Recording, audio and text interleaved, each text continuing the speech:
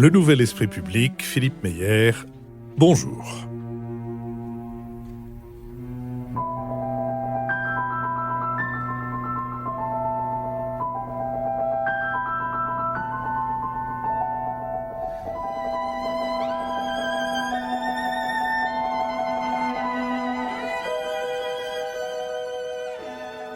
Bonjour, merci de nous avoir rejoints pour cette nouvelle édition du Nouvel Esprit Public, au cours de laquelle nous nous efforcerons d'éclairer certains éléments de l'actualité.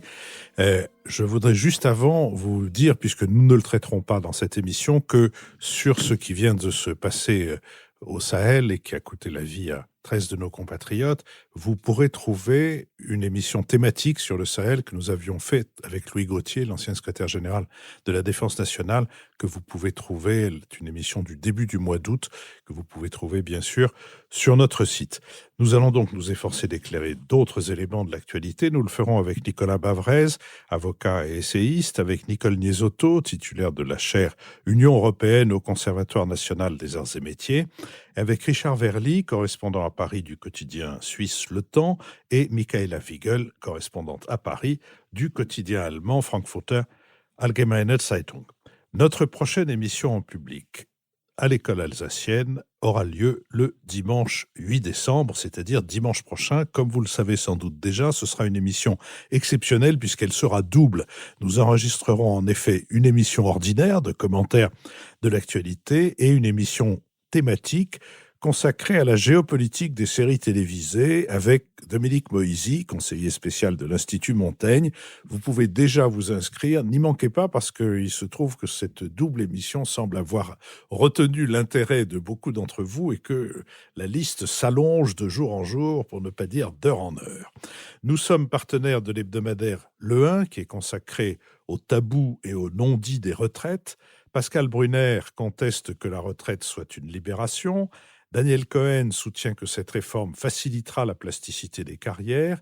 Sophie Gherardi et Manon Polic répondent aux questions sur le système français. Et dans la rubrique « Ailleurs, ça se passe comme ça », il est question du Japon, des États-Unis et de la Norvège. J'ajoute que le dernier numéro, le nouveau numéro de Zadig, qui est consacré à la question des religions, qui s'appelle « Heureux comme Dieu » avec un S à Dieu en France, est paru et que, moyennant 19 €, vous pouvez vous le procurer dans toutes les bonnes librairies et dans tous les bons kiosques. À propos d'euros, nous vivons de vos contributions et elles peuvent désormais être défiscalisées à hauteur de 66%, comme vous le savez. Nous allons remercier celles et ceux d'entre vous qui contribuent à la poursuite de notre activité.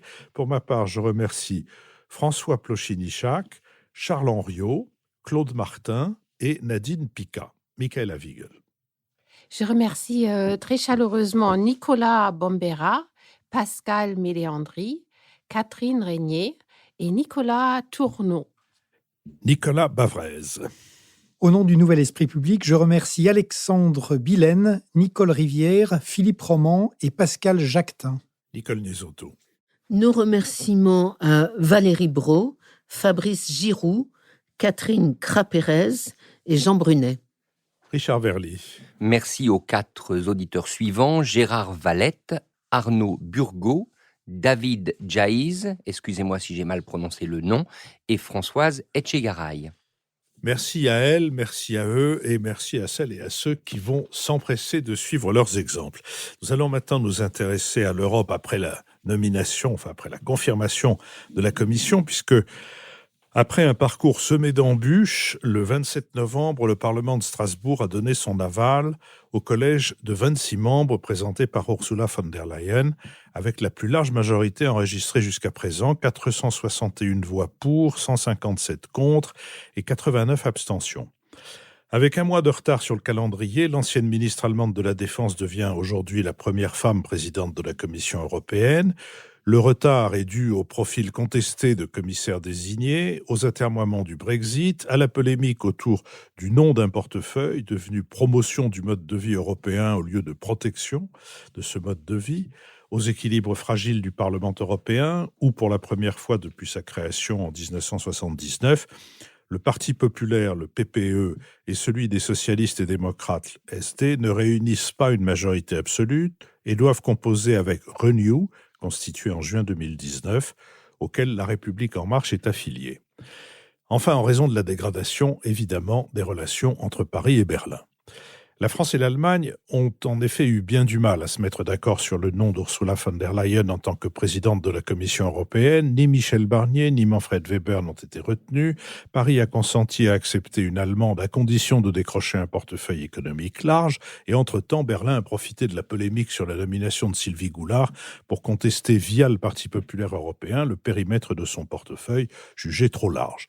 Au terme de son audition par le Parlement européen le 14 novembre, le Français Thierry Breton a hérité ce poste qui englobe le marché intérieur, la politique industrielle, le marché unique numérique et l'industrie de la défense et de l'espace.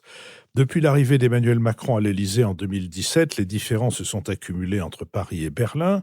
Fin octobre, le coup d'éclat du président français qualifiant l'OTAN d'institution en état de mort cérébrale avait été jugé inacceptable par la chancelière allemande. Auparavant, en août, le virage russe du chef de l'État avait d'autant plus irrité l'Allemagne qu'il avait été opéré sans concertation avec la chancelière. Mais la décision française la plus préjudiciable serait d'avoir fermé la porte en octobre à un élargissement de l'Union européenne à l'Albanie et à la Macédoine du Nord. La mésentente porte également sur les programmes communs d'armement, la réforme de la zone euro et l'avenir de l'Europe de la défense. Finalement, ce que le président français reproche surtout à la chancelière allemande, c'est de n'avoir pas répondu à ses propositions de 2017 et de ne pas avoir saisi la main tendue. Sur cette question, Richard Verly. La difficulté pour Emmanuel Macron, on le dit souvent en politique intérieure, mais c'est encore plus vrai au niveau européen, c'est qu'il est tout seul. Autrement dit, il a avancé dès 2016, quand il était ministre, il a commencé à en parler, et ensuite, évidemment, après son élection, un certain nombre de thèmes, notamment le thème de la souveraineté européenne au niveau économique et industriel. Ces thèmes, il a poussé les feux au maximum dans l'espoir, effectivement, que en Allemagne, on lui répondrait positivement. Or, ça n'a pas été le cas. Et depuis, on voit bien qu'il n'arrive pas à trouver les bons arguments pour soit séduire, soit convaincre les dirigeants allemands de l'aider et de fonctionner, je dirais, de concert avec lui. Alors, il y a eu cette tentative d'Ursula von der Leyen, aller chercher une Allemande, puisque l'Élysée n'arrête pas de dire que c'est eux qui sont allés la chercher. On aimerait entendre Michaela sur le sujet. Ce n'est pas aussi vrai que ça. Mais là aussi, ça ne marche pas vraiment. Donc, on voit bien que cet isolement français est aujourd'hui un obstacle à l'agenda d'Emmanuel Macron.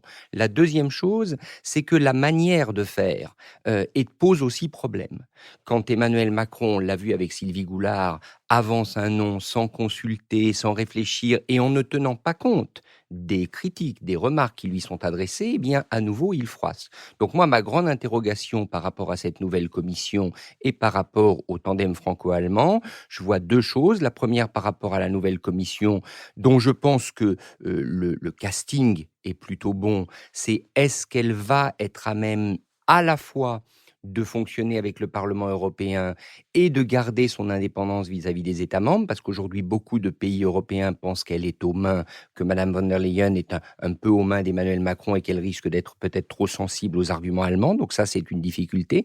La deuxième difficulté, ça va être une difficulté d'agenda. Elle se présente comme une commission géopolitique, donc une commission qui veut assumer la nécessité pour l'Europe d'être une puissance, mais ça suppose des actes, ça suppose de l'audace et ça suppose de la capacité à traduire en action les thèmes qu'on affiche. Et donc je pense que cette première année va être extrêmement décisive. Regardez comme c'est le nouvel esprit public. Vous dites, on aimerait entendre sur cette question l'avis de Michaela Wiegel. Eh bien, toc, vous allez entendre l'avis de Michaela Wiegel. Comme la question me vient d'être posée, je vais répondre tout d'abord à cette question de la relation d'Ursula von der Leyen avec aussi bien le président français et aussi ce qui reste du règne de la chancelière Merkel et comment cette nomination s'est faite, parce que c'est là la source de tout ce qu'on peut sentir aujourd'hui comme sorte de réserve en Allemagne et notamment dans son propre parti, de la soutenir de façon chaleureuse et de voir en elle vraiment le visage d'une européenne d'origine allemande à la tête de la Commission. Et ça s'est senti d'ailleurs très fortement. Ursula von der Leyen a pris ses au revoir dans la direction de son parti, la CDU, lors du dernier congrès à Leipzig. Et honnêtement, c'était pas un des discours le plus applaudi. Ça montre aussi que même les délégués de la CDU ne savent pas trop quoi en penser. C'est pas un bon signe, je dirais, malheureusement.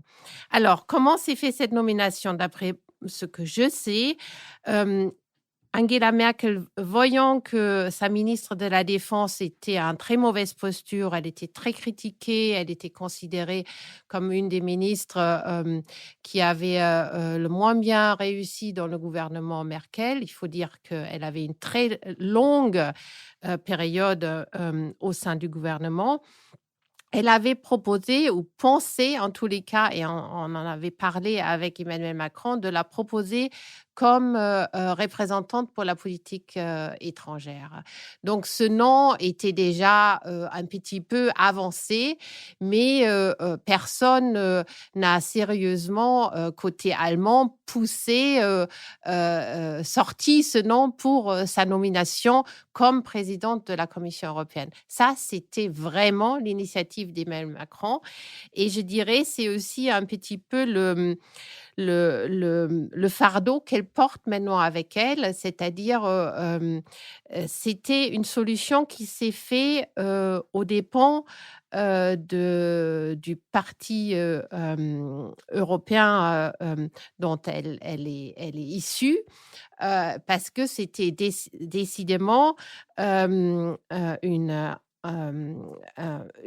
en contradiction avec tout le discours allemand de tous les côtés sur le Spitzenkandidaten.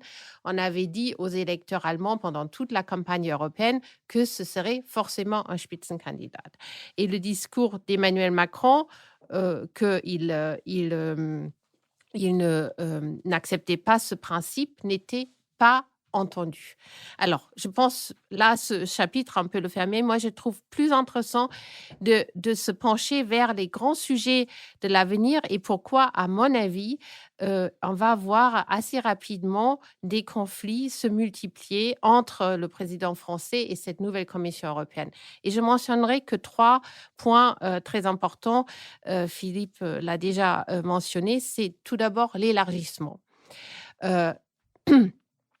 Emmanuel Macron a décidé de façon unilatérale de bloquer le processus de négociation avec la Macédoine du Nord et l'Albanie, avec un bon argument, c'est-à-dire que ce processus d'élargissement devait être révisé, qu'il était beaucoup trop bureaucratique, mais avec une très mauvaise manière, c'est-à-dire aux dépens des pays auxquels on avait fait des promesses et aussi en s'isolant complètement et notamment sur le cas de la Macédoine du Nord, des autres partenaires européens. Donc sur ce sujet, Ursula von der Leyen a déjà dit qu'elle est allée à l'encontre du président Macron. Deuxième sujet, c'est dans son entretien du Economist, Emmanuel Macron, ayant des difficultés budgétaires à la maison, a dit que les 3% étaient un débat d'un autre siècle. Il n'y a aucune majorité au sein des pays de la zone euro qui sont d'accord avec cette affirmation.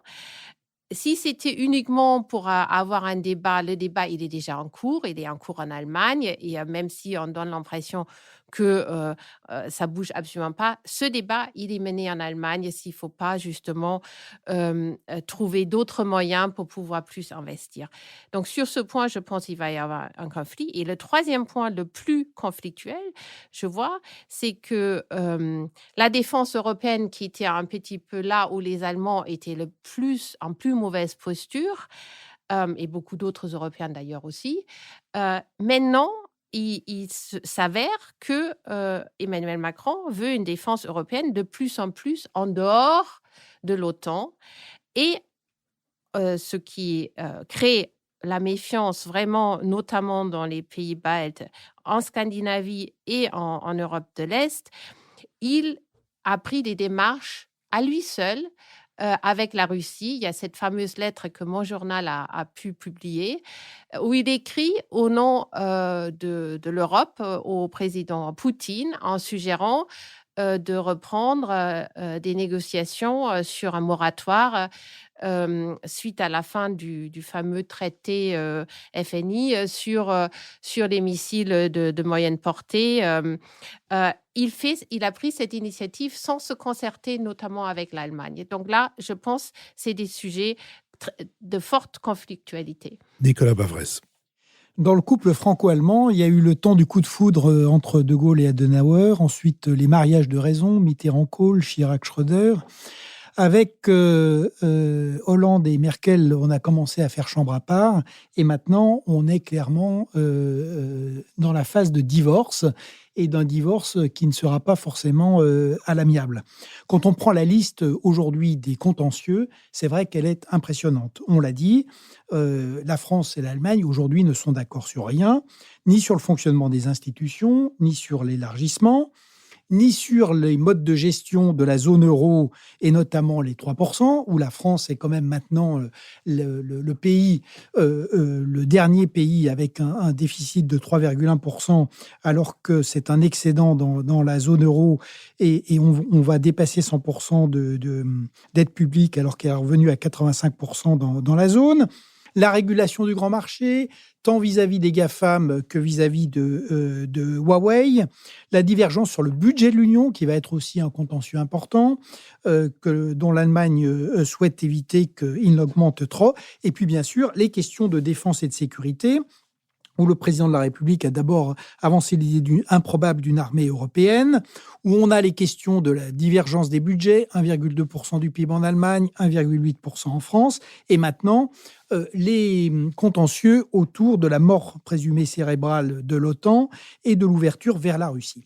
Donc, en fait, ce qui se passe, c'est qu'on a de fait un déséquilibre sur fond de deux pays qui ont des cultures très différentes, un régime parlementaire, de l'autre côté la monarchie présidentielle, l'industrie et la stabilité d'un côté, la dépense publique et les services publics de l'autre, le droit et le marché ou le pouvoir de l'État de l'autre. Mais ce qui est frappant, c'est qu'aujourd'hui, on a surtout un président hyperactif d'un côté et une chancelière immobile de l'autre, le trop-plein de propositions côté français, mais adossé à un pays qui est en train en fait de continuer à s'effondrer sur le plan économique et social, et de l'autre côté, le vide de propositions côté allemand. Donc ça nous donne une situation de blocage complète. Et là, je crois qu'on est à la moitié de ce quinquennat et qu'il faut quand même acter l'échec complet de la diplomatie d'Emmanuel Macron. Il a échoué vis-à-vis des hommes forts. Il n'a pas réussi à créer un lien de confiance ni avec Xi, ni avec Poutine, ni avec Erdogan, c'est le moins qu'on puisse dire. Et il est aujourd'hui, ce qui a été dit, complètement isolé en Europe. Il est coupé de l'Allemagne, mais il est coupé aussi des autres Européens. Donc, il faut être clair, on ne va pas faire d'Europe sans les Européens et on ne va pas redessiner l'OTAN sans les alliés. Et sur l'OTAN, le seul résultat pratique qui est quand même atterrant, c'est qu'effectivement, Trump va réussir à diminuer sa contribution de 22 à 16% et que l'Allemagne va augmenter de 15 à 16%. Donc, Emmanuel Macron va réussir à ce que le réinvestissement des Européens dans la défense se fasse dans l'OTAN, ce qui est un résultat exactement contraire à ce qu'on souhaitait. Donc, finalement, Emmanuel Macron se conduit exactement comme Trump, de manière totalement unilatérale. Il y a la diplomatie du tweet d'un côté et la diplomatie du discours ou de l'interview de l'autre. Et tout ceci fait qu'aujourd'hui, il est devenu, pour l'Europe et les Européens, non pas une solution, mais un problème qui s'ajoute à tous les autres. Nicole Liesotto. Eh bien, les auditeurs vont être contents parce que je ne suis pas du tout d'accord. Et donc, je trouve que Emmanuel Macron a sans doute beaucoup de défauts, en particulier dans sa rhétorique, dans sa brutalité, dans son unilatéralisme. Mais je crois que c'est quand même trop facile de mettre le malaise franco-allemand sur l'absence de diplomatie de notre président. Je crois qu'il y a des raisons structurelles pour que ce couple franco-allemand ne fonctionne plus. Et il ne faudrait pas que l'arbre cache cette forêt.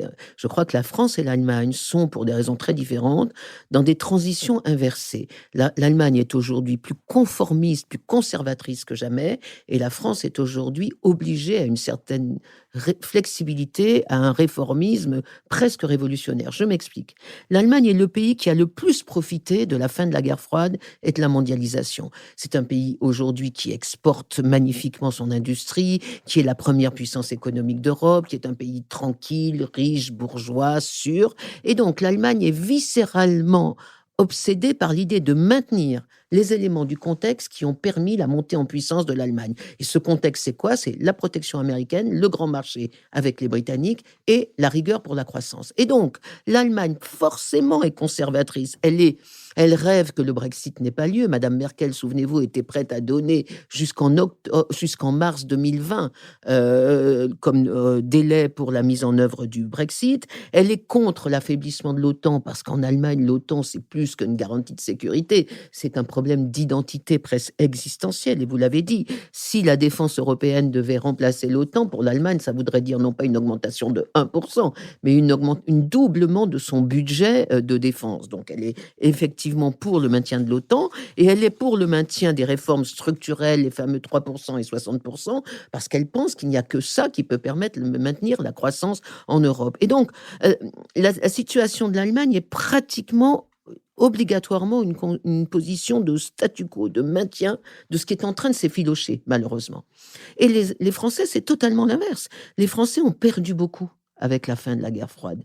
Économiquement, c'est une puissance affaiblie par rapport à l'Allemagne. Sur le plan même de l'identité de la puissance française, la France, il y a un malaise français qui ne sait plus où la France se posait. Politiquement, en Europe, elle a été très affaiblie parce que c'est le modèle anglais du grand marché qui avait gagné. Et donc, la France est obligée d'être réformiste. Elle est très contente, d'une certaine façon, que le monde vacille sur ces trois piliers, les États-Unis, le grand marché avec les Anglais et les conditions de la croissance, parce que ça va peut-être lui permettre de retrouver une marge de manœuvre sur le monde. Et donc, la France est contre l'élargissement, parce que c'est peut-être la chance aujourd'hui de faire avancer cette idée d'Europe politique, d'Europe puissance que les Anglais ont cassée pendant 40 ans. Elle n'est pas contre l'OTAN, mais elle pense qu'il faut tirer les leçons de l'incertitude de l'OTAN pour renforcer la défense européenne. Et sur la Russie, la France a retrouvé le rôle traditionnel diplomatique de la France depuis De Gaulle, qui était la position de médiateur. Ce qu'elle fait avec la Russie, c'est exactement ce qu'elle essaye de faire avec l'Iran. Alors évidemment, sans le succès qu'avait eu à l'époque le général de Gaulle.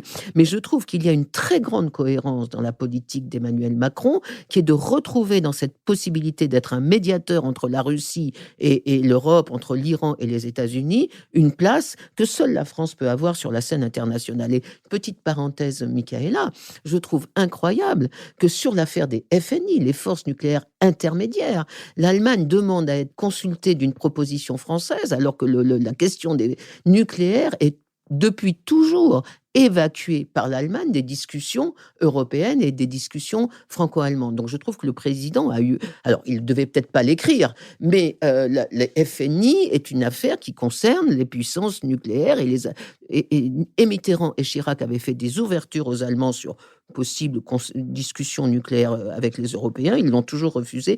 Je ferme la parenthèse. Autrement dit, il me semble qu'au-delà de ce que vous avez dit, qui est très juste sur la personnalité d'Emmanuel Macron, qui a plein d'idées, mais qui ne sait pas faire des coalitions autour de lui pour faire avancer ses idées, c'est vrai que c'est dramatique pour la France. Il y a ces raisons structurelles qui expliquent quand même beaucoup le malaise franco-allemand. Et je crois qu'effectivement, ça va durer. Là, je suis d'accord avec Michaela, parce que l'Allemagne est de plus en plus coincée dans son statu quo, dans la volonté de maintenir un monde qui s'effondre. Et la France est obligée d'essayer d'être à l'avant-garde d'une nouvelle donne qu'elle va peut-être contribuer à gérer. Richard Verly.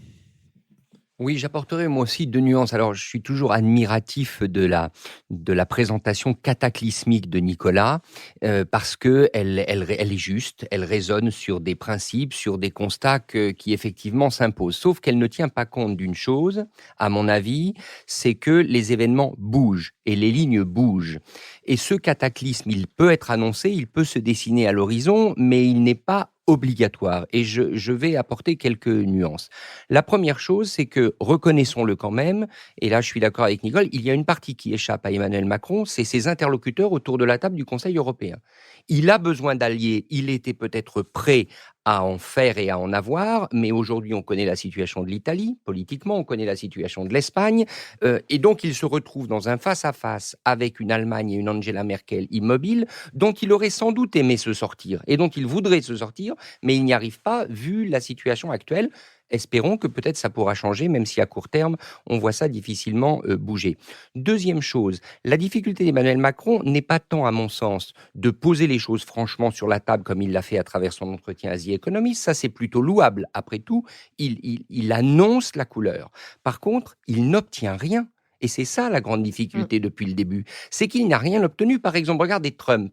Trump, il a plutôt appris à câliner son président américain, à afficher avec lui une forme de soi-disant entente diplomatique cordiale, mais concrètement, ça ne rapporte rien. À preuve, les taxes sur le vin ou sur le foie gras français. Donc, la difficulté d'Emmanuel Macron, c'est que s'il voulait avoir des alliés européens, il faut qu'il leur montre qu'il est capable d'obtenir des choses. Quant à l'élargissement, là, c'est une question un peu plus compliquée à mon sens. C'est assez facile de dire que Emmanuel Macron a avancé seul, isolé sur l'élargissement. En fait, il avait fait connaître sa position à ses partenaires européens. Ils ne l'ont pas appris à un moment donné au sommet. Ils savaient que la France allait s'y opposer et il est difficile quand même de nier l'évidence, à savoir que le processus d'élargissement tel qu'il est conçu actuellement est quasiment automatique. Vous poussez la première porte et toutes les autres s'ouvrent devant vous. Et là, au fond, la question qu'il pose, c'est celle de la conditionnalité. Qu'est-ce que vous devez respecter? Parce qu'il ne suffit pas, on le sait, de passer des lois dans des pays comme l'Albanie et la Macédoine du Nord, citons-les. Il faut ensuite pouvoir les contrôler et il faut qu'on soit sûr que ce qui a été décidé entre en vigueur. Donc là, moi, je suis plutôt pour le coup du côté français. La position d'Emmanuel Macron est de dire que ce processus ne correspond plus aux réalités du moment. Donnons-lui quand même la chance éventuellement d'arriver non seulement à persuader, mais à obtenir quelque chose. Michaela Wiegel. Oui, alors sur le processus d'élargissement, j'avais dit que les critiques de la France au processus étaient légitimes. En revanche, je ne suis pas du tout d'accord qu'il y a une automaticité. Le cas turc montre très bien qu'il n'y a aucune automaticité une fois que On sait bien le que la Turquie, processus c'est un est cas quand même très engagé. particulier. Et je crois, non, il y a aussi dans les 6 pays du Balkan, il y en a aussi d'autres qui sont déjà en processus et qui sont en position d'attente. Donc, je ne crois pas qu'on puisse dire qu'il y a une automaticité, mais que le processus soit trop bureaucratique et surtout qu'il soit mené de façon juridique et non pas politique. Et c'est ça la critique de la France qui, à mon avis, tout à fait justifiée. En revanche, sur la méthode, c'est très difficile de changer un système alors qu'il y a des gens dans le système, des pays dans le système. Et donc, on pénalise ceux qui étaient partis sur d'autres bases. Il faudrait probablement quand même trouver un compromis pour les futurs candidats de changer le système. Je pense que sur ce point, je vois le plus de possibilités d'un compromis à l'amiable comme l'Europe sait les trouver. Je voudrais revenir à la question des facteurs structurels qui font que le couple franco-allemand pour l'Europe ne marche plus comme avant. Et bien sûr, il y a beaucoup de vrai de ce que vous avez dit, Nicole. En revanche, j'aimerais bien pousser, on dit d'Angela Merkel, elle pense toujours les choses à partir de leur fin. Je voudrais pousser, pour une fois qu'on se place dans cette position, de pousser à leur fin les revendications de la France. C'est-à-dire que l'Allemagne dépense 2% de son PIB pour la défense. Ça voudrait dire que l'Allemagne sera la première puissance militaire sur le continent européen après un Brexit. Et est-ce que la France sera vraiment content parce que quand on dit ça, là, on voit déjà quel énorme problème pose le décalage économique entre la France et l'Allemagne pour la France. On voit que, alors que la politique d'exportation de l'Allemagne, elle date pas de la fin de la guerre froide. Hein. Elle était déjà avant, l'Allemagne était une puissance économique, sauf qu'elle laissait toujours la France la primeur pour la politique. Depuis un certain temps, l'Allemagne a aussi revendiqué, justement, lié ce poids à... Moi, j'en suis pas sûre que les autres pays européens et la France souhaitent avoir une Allemagne première puissance militaire. Nicole Liesotto. Ce sont les Américains, c'est Donald Trump qui demande à l'Allemagne de passer à 2%. Les Français se taisent sur cette affaire. Et deuxièmement, la question, c'est pas une question de budget de défense. Que l'Allemagne dépense 2 fois plus que la France, c'est pas ça le problème. Le problème, c'est de savoir pourquoi elle dépense. Qu'est-ce qu'elle en fait? Si c'est pour avoir un budget de 50 milliards d'euros avec des armées qui restent à la maison, un Bundestag qui est incapable pour des raisons qu'on comprend très bien, hein, de prendre des décisions d'intervention, d'assumer des risques, de stabilité à l'extérieur, je vois pas très bien l'intérêt. Donc, je crois qu'il y a une erreur. La France ne demande pas le passage à 2% du budget de défense allemand. C'est une demande de l'OTAN et des Américains. Nicolas Pavrez. 2 remarques rapides. D'abord, ce qui était dit est très juste, c'est-à-dire qu'un des problèmes d'Emmanuel Macron, c'est qu'il a été élu à juste titre en liant modernisation de la France et notamment du modèle économique et social et refondation de l'Europe. Comme le premier point est bloqué, le deuxième également dysfonctionne. Et quand on n'arrive pas à moderniser son pays, on n'est pas crédible en politique étrangère. La deuxième chose qui découle quand même de ce qui a été dit, c'est qu'il faut tenir compte de l'état du monde.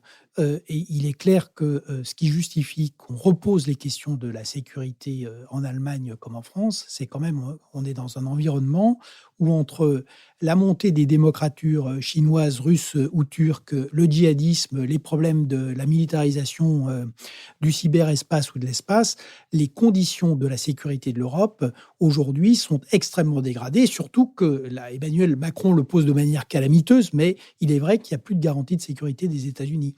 Donc, tout ceci légitime qu'on y réfléchisse, mais il faut y réfléchir ensemble, parce que c'est la dernière chose que je voudrais dire. On peut critiquer les uns et les autres, mais par exemple, quand on dit que la France est seule au Sahel, c'est faux. Nous sommes au Sahel parce qu'il y a des drones américains, parce qu'il y a des satellites américains, parce qu'il y a des hélicoptères anglais, et il y a même, on l'oublie trop souvent, des forces spéciales de nos amis baltes qui nous aident. Donc, et des soldats de la Bundeswehr. Alors, les soldats de la Bundeswehr font de l'entraînement, et ils ne sont quand même pas en première ligne, et c'est une des questions qui se pose. Mais donc, il faut là encore essayer de comprendre les autres et relativiser certains des éléments du discours français qui sont quand même qu'on peut mettre en question. Merci. Je vous propose que nous nous intéressions à la situation en Iran, où s'est produit un tremblement de peuple. Le 15 novembre, des manifestations ont éclaté dans une centaine de villes, à l'annonce d'une hausse d'au moins 50% du prix des carburants à la pompe, et malgré une réforme du mode de subvention de l'essence censée bénéficier aux ménages les plus défavorisés. Le lendemain, sur ordre du Conseil suprême de sécurité nationale iranien, l'accès à Internet a été bloqué pour n'être rétabli qu'une semaine plus tard. Durant cette période, une répression s'est abattue à huis clos sur le pays. Les forces de sécurité ont fait usage d'armes à feu. Amnesty International évoque un bilan de 150 morts vérifiés. Plus d'1 millier de personnes auraient été arrêtées. La rapidité avec laquelle le régime a réagi d'une main de fer indique qu'il se sent assiégé et ne tolérera aucune dissidence, estime Ali Vaez, directeur du programme Iran à l'International Crisis Group. Pour un sociologue qui préfère demeurer anonyme, je cite, « Cette violence est sans doute le résultat de l'accumulation de frustrations à la fois politiques et économiques ».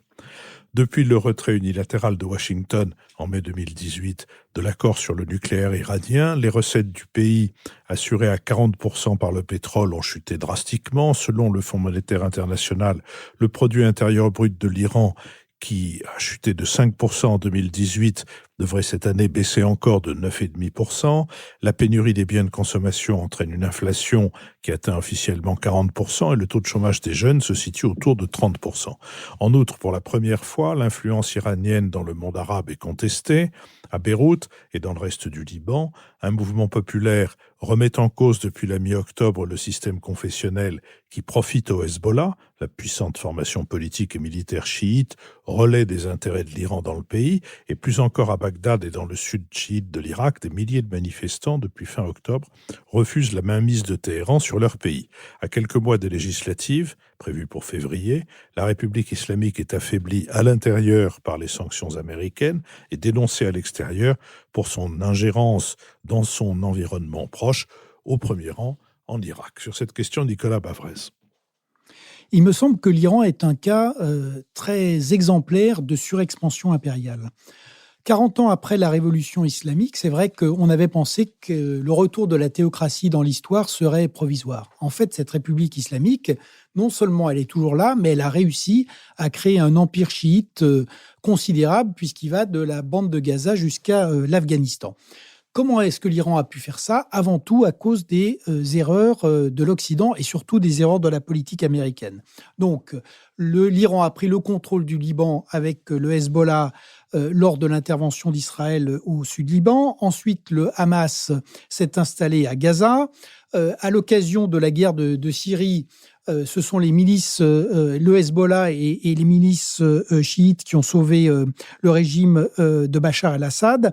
Et enfin, ce sont ces mêmes milices et les brigades Al-Quds qui ont sauvé Bagdad en 2014 au moment de la plus grande expansion de l'État islamique. Depuis le retrait des Américains de l'accord de Vienne sur le nucléaire, il faut reconnaître que la République islamique a fait en fait monter une contre-dissuasion en toute impunité. Elle a repris son programme nucléaire, elle arraisonne des pétroliers dans le Golfe, elle a frappé l'Arabie saoudite par des missiles de croisière et des drones, et tout ça en toute impunité. Ce qui est intéressant, donc, c'est que c'est un chef-d'œuvre stratégique et diplomatique, mais qui est en train de buter sur l'intérieur et sur les peuples. Donc, à l'intérieur de l'Iran même, c'est vrai que le mouvement là, a éclaté à cause des prix de l'essence sur fond, de toute manière, d'une récession de 10%, d'un chômage qui touche le 5e de la population et d'une inflation à 40%. Mais et le degré de violence, on a assisté à des vraies scènes de guérilla urbaine. Ce qui est intéressant, c'est qu'il se passe la même chose en Irak et au Liban. Des révoltes qui viennent de la population chiite. C'est ça qui est très intéressant. En Irak, contre un gouvernement corrompu et qui est par ailleurs un gouvernement fantoche entre les mains des Iraniens. Et au Liban aussi, contre l'État confessionnel et contre la mainmise du Hezbollah. Donc, l'Iran a réagi avec un maximum de violence pour réinstaller la terreur et la peur, mais ça n'a qu'un temps. Et donc, tôt ou tard, cet empire chiite va éclater à cause du sous-développement, à cause du rejet des régimes autoritaires et corrompus, mais surtout, ce que je trouve très intéressant, à cause de la force des sentiments nationaux qui vont finir par venir à bout du chiisme, comme ces sentiments nationaux sont venus à bout du communisme. C'est la fameuse formule du général de Gaulle, la Russie boira le communisme comme le buvard boit l'eau. Eh bien, tôt ou tard, et je pense que les peuples arabes et le peuple iranien boira la République islamique comme le buvard boit l'eau. Nicole Nisotto. Que de choses. Premièrement, je crois qu'on ne comprend rien à ce qui se passe aujourd'hui en Iran et dans les diasporas autour si on ne remet pas ça dans le contexte américano-iranien. Aujourd'hui, la puissance iranienne et la crise de cette puissance, comme vous l'avez décrite, Nicolas, est quand même à pratiquement 90% une réponse à la politique américaine depuis 20 ans. Et je trouve assez extraordinaire que les responsables occidentaux pointent le doigt, à juste titre, sur les infractions de l'Iran par rapport au traité, sur l'atrocité de la répression, et que personne ne mentionne que toute cette politique iranienne n'aurait pas eu lieu si les Américains n'étaient pas sortis de l'accord de 2015. Autrement dit, on a une politique américaine qui remet en cause toute la stratégie du P5, c'est-à-dire de la communauté internationale, c'est-à-dire les 5 plus l'Allemagne, une stratégie américaine de Donald Trump qui remet en cause la stratégie mondiale en sortant du traité de 2015, et on accuse l'Iran de réagir et de mal se comporter en réponse à cette infraction. Je trouve que c'est quand même le monde à l'envers. Je rappelle rapidement que dès 2003, les Américains veulent une solution militaire au risque de prolifération nucléaire en Iran. Ce sont les Européens, Solana en tête, qui convainquent les Américains d'accepter un paquet global, c'est-à-dire une négociation sur le nucléaire en échange d'une réintégration de l'Iran dans le commerce mondial. Obama accepte, on signe le traité en 2015, tout d'un coup, en 2018, Trump dit « je sors du traité », et à ce moment-là, les Iraniens réagissent. Les Occidentaux ont essayé de maintenir le traité, mais les Américains ont déclaré l'extraterritorialité de la justice américaine et sont partis en guerre contre les entreprises européennes. Mais donc, les Iraniens attendent 1 an pour réagir. Ils n'ont rien fait entre mars 2018 et mars 2019, en espérant que les Européens allaient convaincre les Américains de revenir au traité. En mai 2019, ils commencent à effectivement être en infraction avec ce qu'ils ont signé. Ils enrichissent l'uranium à 5%. Ils menacent maintenant de passer à 20%, ce qui serait effectivement une infraction au traité. Ils disent attendre la médiation française. Vous vous rappelez que au sommet de Biarritz du G7, Macron a essayé de faire une médiation entre Trump et l'Iran. Ça n'a pas marché. Et maintenant, les Américains disent « Je vous l'avais bien dit, ce pays est un pays auquel on ne peut pas faire confiance. C'est un pays dangereux. Il va proliférer. Il va atteindre 20% d'enrichissement. Il tue sa population à l'intérieur. Il nourrit le terrorisme à l'extérieur via le Hezbollah. » Et donc, c'est une espèce de, ce qu'on dit en anglais, de self-fulfilling prophecy, c'est-à-dire les Américains disent c'est un État du diable et ils font tout pour que l'Iran se conduise comme un État du diable. Et donc, je ne dis pas qu'il faut tout pardonner à l'Iran, que c'est une belle démocratie, etc.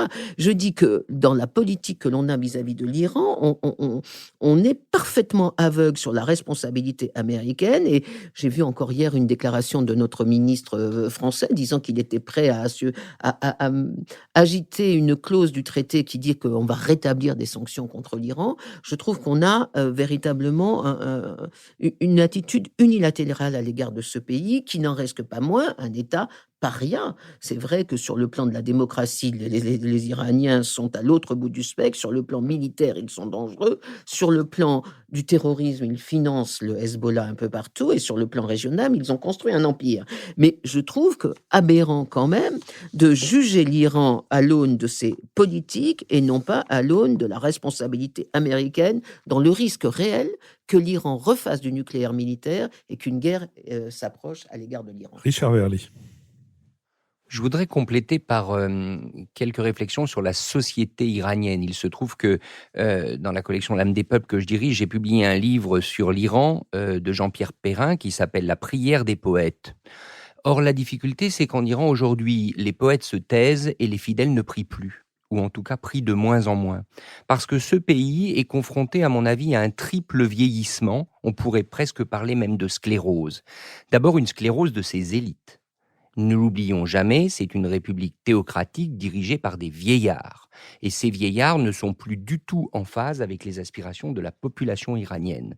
Et donc, quand vous arrivez à un tel stade de fracture, il est inévitable que votre population se rebelle parce qu'elle a le sentiment de ne plus être dirigée par des gens qui la comprennent. Vous avez également évoqué, bien évidemment, Internet, la fermeture de l'Internet et l'explosion que ça a suscité.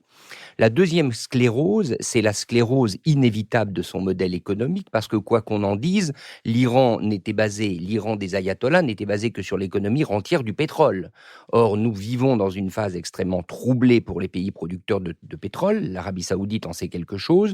Et donc, l'Iran est touché de plein fouet par ce modèle rentier qui ne fonctionne plus. Or, il n'y a pas eu depuis d'alternative économique. La République islamique, en matière d'économie, n'a rien construit de nouveau. Elle n'offre aucun horizon à sa population et en particulier à sa jeunesse. Et enfin, troisième chose, ça a été dit, la sclérose de son mantra diplomatique. Parce qu'au fond, la logique de l'Iran, c'était de dire à tous les chiites du Moyen-Orient, unissez-vous derrière nous, nous sommes votre porte-drapeau, nous sommes le phare de cette révolution islamique qui vous est favorable. Or, on voit bien, Nicolas l'a dit, que les chiites irakiens sont irakiens lorsqu'ils manifestent, ils défendent l'indépendance de l'Irak, et y compris à Nadjaf. Je vous signale quand même que là, ces derniers jours, le consulat iranien à Nadjaf, la ville sainte irakienne, a été brûlé. Donc on en est à un niveau d'antagonisme entre les deux pays et les deux sociétés extrêmement fort. Donc quand vous faites face à un tel délabrement sur ces trois fronts, comment vous pouvez résister ? Eh bien, vous résistez avec la surenchère nucléaire. Et c'est ce qui est en train de se passer. Finalement, la surenchère nucléaire ou le chantage, appelons-le comme ça, nucléaire de l'Iran, largement provoqué par l'attitude des États-Unis, reste la seule arme que ce régime peut brandir. Mais à l'heure actuelle, à part la répression et le chantage nucléaire, on ne voit pas sur quel front l'Iran va pouvoir récupérer une population qui lui échappe, parce qu'il y a les aspirations de la jeunesse, parce qu'il y a le travail de sape de l'Internet et des réseaux sociaux, évidemment, parce qu'il y a sans doute aussi à l'œuvre des groupuscules peut-être financés de l'étranger. On sait bien que les révolutions ne sont jamais exemptes d'interférences étrangères. Donc, dans toute cette configuration, l'Iran est un pays qui ressemble à ses ayatollahs, c'est-à-dire vieillissant, malade et sans une vision de la modernité. Michaela Wiegel. Oui, beaucoup a été dit, mais je crois qu'il est important de revenir à la thèse centrale de Nicole, de dire que pour comprendre ce qui se passe actuellement à l'Iran, il y a quand même cette centralité du jeu Iran États-Unis qui a vraiment structuré la politique en Iran depuis beaucoup d'années. Alors moi, j'arrive à une conclusion moins optimiste en ce qui concerne les efforts vraiment louables de la diplomatie française. Je trouve que le cas iranien montre l'impuissance des Européens. On a là le cas rêvé pour ceux qui se réfèrent au gaullisme, c'est-à-dire les trois grandes puissances européennes, l'Allemagne, la France et la Grande-Bretagne, qui sont en charge en quelque sorte, qui ont d'ailleurs montré une unité à Biarritz et auparavant. Mais malheureusement, ces tentatives de changer la donne n'ont pas abouti à un résultat. Je veux pour exemple aussi cette tentative de la France et de l'Allemagne de contourner justement cette politique de sanctions qui, frappée par le principe d'extraterritorialité, automatiquement toutes les entreprises européennes aussi qui voulaient faire faire des affaires avec en Iran. Mais cette agence, on n'en entend plus parler. On me dit, quand j'essaye de me renseigner, qu'elle est au point mort. Elle existe sur le papier, mais finalement, il y a aucune transaction notable qui est en cours. Et donc, ça montre encore une fois, malheureusement, l'impuissance. Je trouvais fascinant cette idée d'un arc de soulèvement, d'un arc chiite de soulèvement. Et je trouve là la véritable question, c'est effectivement, alors que pendant ce qu'on a appelé le printemps arabe, on était très bien informés, il y avait beaucoup de correspondants, on a eu une transparence assez forte. Aujourd'hui, on est quand même frappé par le fait, la maîtrise de l'Internet par l'Iran, qui a en quelque sorte qui contrôle maintenant par son propre système Internet l'accès au web mondial. On est en manque d'informations vraiment fiables. Je pense qu'on a des informations, mais c'est toujours très partiel et on sait pas tout ce qui se passe dans ces sociétés. Ça, c'est assez inquiétant aussi sur notre indépendance d'information concernant cette zone. Nicole Niesotto. Oui, je voudrais prendre le problème à l'envers. Imaginons une seconde le monde, et en particulier le Moyen-Orient et l'Iran, si Donald Trump n'était pas sorti de l'accord de 2015. Eh bien, on aurait eu l'application d'une diplomatie qui, petit à petit, réintégrait l'Iran dans le commerce régional puis mondial, et que peut-être cette politique aurait eu une influence de politique intérieure, y compris sur le régime politique iranien.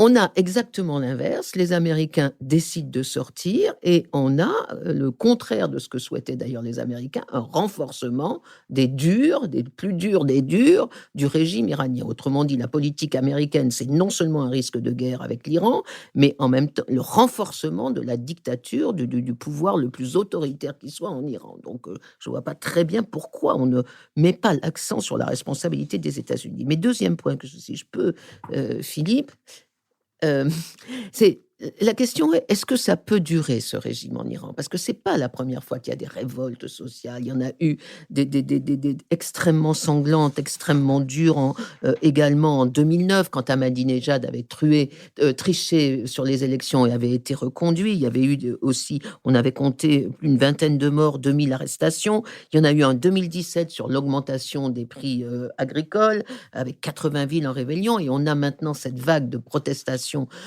contre l'augmentation du coût de la vie. Il faut quand même dire que le fait que l'Iran ne puisse plus apporter son pétrole fait que l'inflation est délirante et que les sanctions ont un effet sur le peuple, pas sur le régime, sur le peuple. Et donc, c'est pas la première fois que ce régime est attaqué comme ça par des révoltes intérieures, mais il a toujours duré. Ça fait 40 ans. C'est une des dictatures les plus solides de la planète. Alors, on peut expliquer par plein des facteurs, notamment un régime policier très fort. On peut expliquer aussi le fait que les vieillards ayatollahs dont vous parlez, c'est pas vraiment eux qui ont le pouvoir. Le pouvoir, c'est l'armée des Pasdaran, c'est 150 000 hommes, un État dans l'État, et ceux-là sont beaucoup plus difficilement identifiables et sanctionnables que les autres. Donc, on peut penser que ça dure. La seule nouveauté, et là, je rejoins ce qu'a dit Nicolas Bavray, c'est qu'il y a coïncidence aujourd'hui, et c'est une première, entre la révolte intérieure et la remise en cause à l'extérieur. Et là, peut-être qu'il y a un élément de fragilité dont on ne devrait pas se réjouir sans penser aux conséquences qu'il faudrait peut-être accompagner. Nicolas Bavray.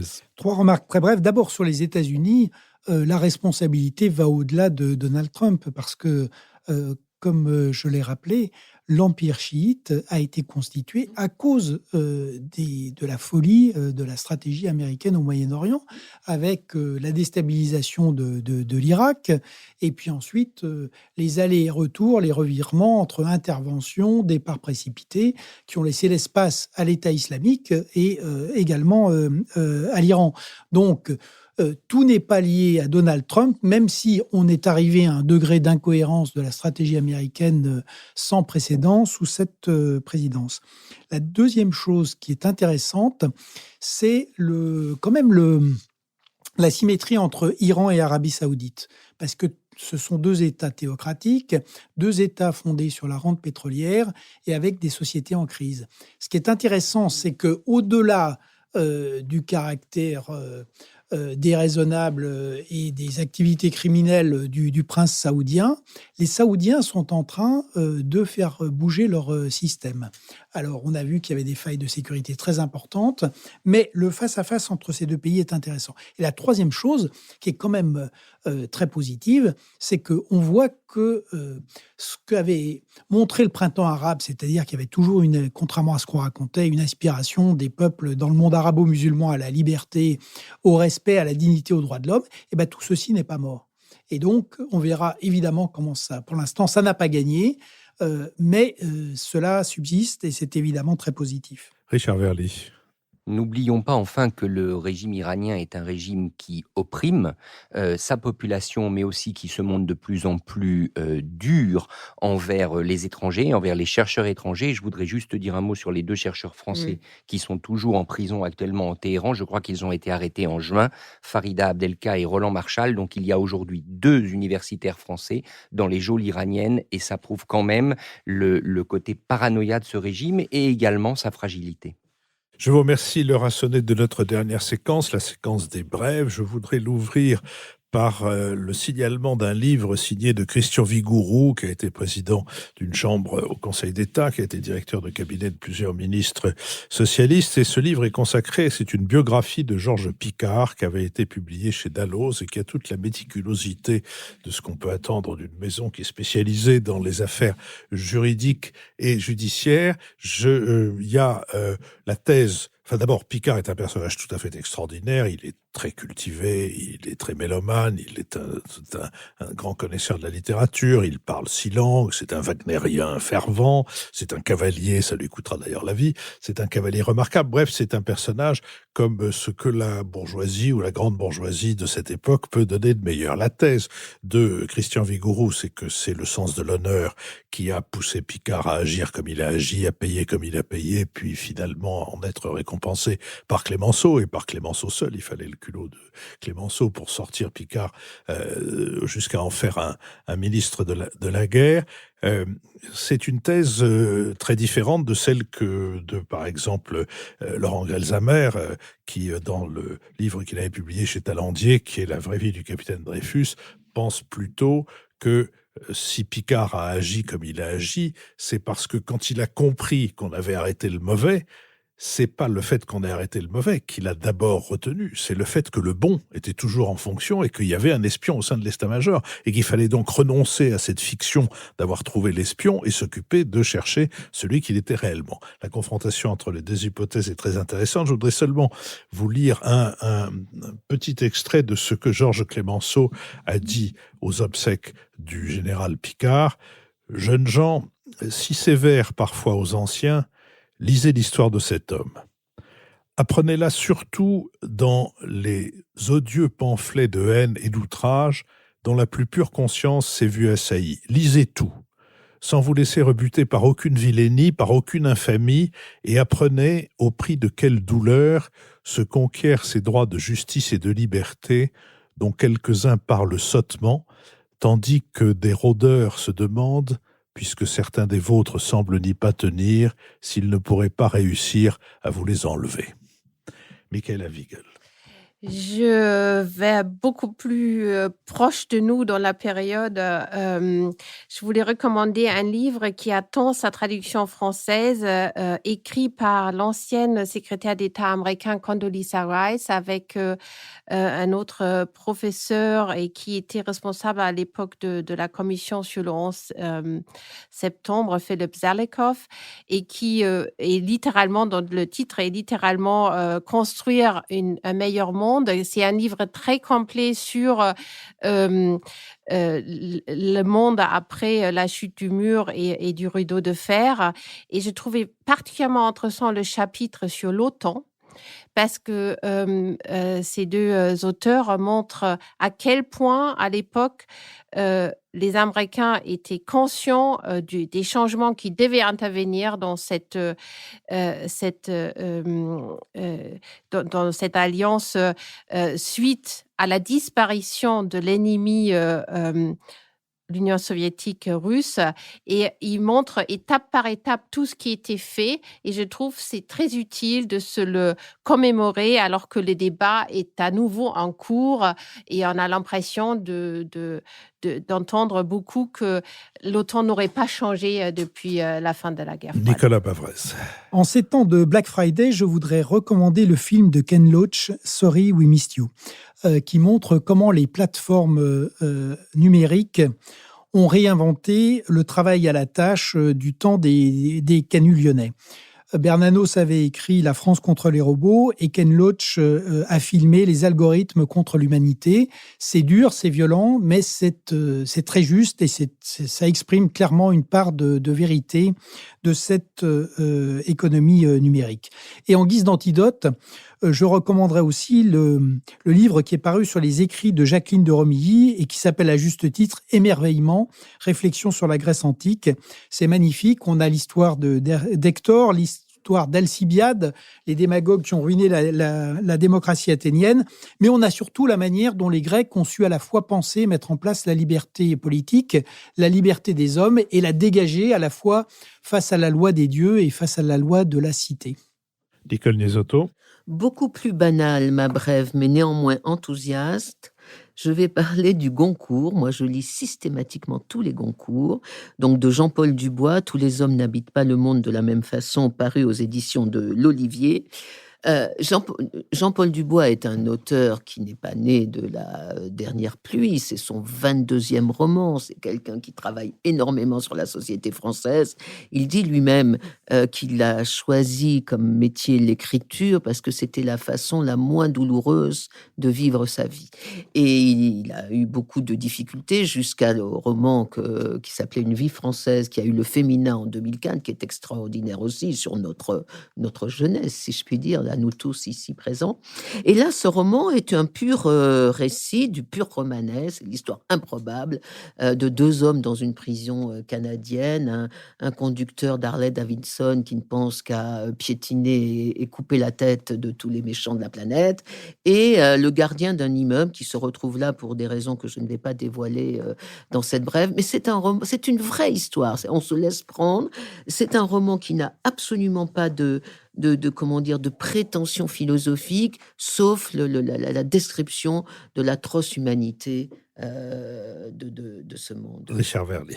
Alors, nous nous acheminons en France vers une nouvelle semaine de colère sociale, avec cette grève annoncée le 5 décembre et ses conséquences. Et il se trouve que moi, je me suis penché ces jours-ci sur une toute autre colère.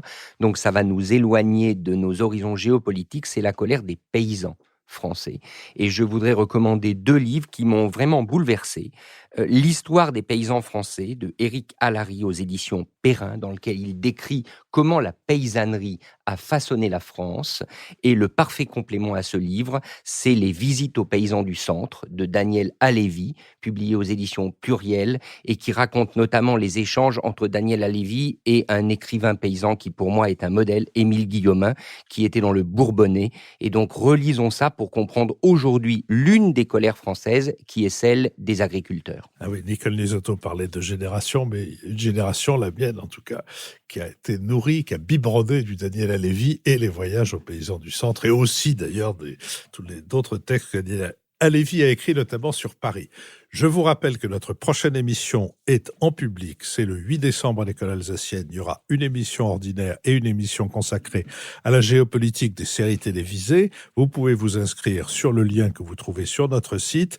Je remercie Nicolas Tourneau, grâce à qui ce site est justement vivant. Benoît Carré qui assure la transcription, le compendium de nos conversations. Sophie Jacquin, avec qui cette émission a été préparée, ainsi qu'Olivier Magloire. L'Arrière-Boutique qui enregistre notre conversation avec Thibaut Delage et Julien Neuville et Nouvelles Écoutes qui produisent le nouvel esprit public que vous pouvez soutenir, mais je crois l'avoir déjà dit, en vous rendant sur notre site et en profitant de la possibilité de nous donner par exemple 30 € par mois qui ne vous en coûteront que 10. Merci beaucoup et à la semaine prochaine.